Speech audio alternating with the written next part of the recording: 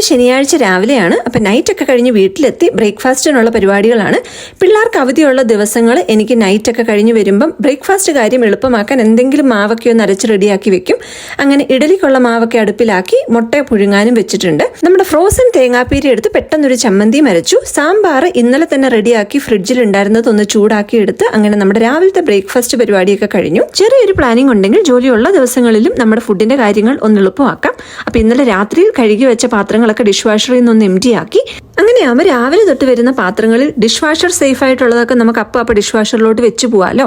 ഇതല്ലെങ്കിൽ എല്ലാം കൂടി കിടന്ന് വൈകുന്നേരം ആകുമ്പോഴത്തേക്കും നമ്മുടെ സിങ്ക് നിറഞ്ഞിട്ടുണ്ടാവും. കുക്കർ പോലെയുള്ള കൈവച്ച് കഴുകാനുള്ള വലിയ പാത്രങ്ങളൊക്കെ വെള്ളം ഒഴിച്ചിട്ടിട്ട് പോയാലും നമുക്ക് ഉച്ചയൊക്കെ ആകുമ്പോൾ എഴുന്നേറ്റ് വന്നിട്ടും കഴുകാമല്ലോ. അപ്പോഴത്തേക്കും പിള്ളേരും എഴുന്നേറ്റ് വന്നു. അവർക്ക് കഴിക്കാനുള്ള ഫുഡൊക്കെ കൊടുത്തു.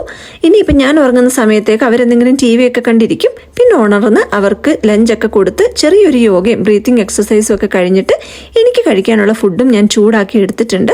അപ്പോൾ ഇന്ന് കഴിക്കാൻ വേണ്ടിയിട്ട് രാവിലത്തെ സാമ്പാറൊക്കെ ഉണ്ടല്ലോ, കൂട്ടത്തിൽ കോവയ്ക്ക മെഴുക്കുവരട്ടിയും വഴുതനങ്ങ മെഴുക്കുവരട്ടിയും പിന്നെ നാരങ്ങ അച്ചാറും കുറച്ച് തൈരും എടുത്തിട്ടുണ്ട്. സാമ്പാറും നാരങ്ങ അച്ചാറും കൂടെയുള്ള കോമ്പിനേഷൻ എൻ്റെ അമ്മയുടെ ഫേവറേറ്റ് ആണ്. അപ്പോൾ ഇന്ന് ഉച്ചയ്ക്ക് രണ്ടും കൂടെ കിട്ടിയപ്പം ഞാനും അത് തന്നെ കഴിച്ചു. വൈകുന്നേരം എല്ലാവരും കൂടി 2 മാങ്ങയൊക്കെ ചെത്തി കഴിച്ചു. അത് കഴിഞ്ഞ് നമ്മുടെ പുറത്തിറങ്ങി കരിയിലൊക്കെ ഒന്ന് അടിച്ചു വാരി കളഞ്ഞ് രാവിലത്തെ ബാക്കി മാവ് ഫ്രിഡ്ജിലിരിക്കുന്നത് കൊണ്ട് പെട്ടെന്നൊരു തട്ടിക്കൂട്ട് മസാല ദോശയൊക്കെ ഉണ്ടാക്കിയെടുത്തു. അതായിരുന്നു നമ്മുടെ വൈകുന്നേരത്തെ ഡിന്നർ.